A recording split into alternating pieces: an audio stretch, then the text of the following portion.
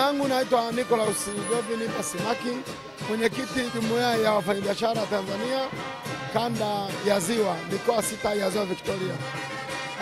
Nimeshiriki katika uzinduzi wa daraja kubwa la Busisi Kigongo ambalo tunatarajia liunganishe kwa haraka sana kati ya mkoa wa Mwanza hasa na mkoa wetu wa Kagera. Mimi vile kama mwenyekiti jumuiya ya wafanyabiashara mkoa wa Kagera, tunaiona hii ni fursa sana, maana tulikuwa tukipoteza muda pale tulikuwa tukivuka na feri.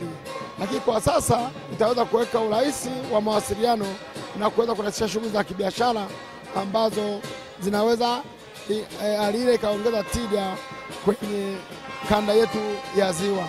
Lakini vile namshukuru Mheshimiwa Rais wa Jamhuri ya Muungano wa Tanzania Dr. Samia Suluhu Hassan ambaye kiukweli mradi huu ameona ni kipaumbele kikubwa hasa kwa wanakanda ya Ziwa.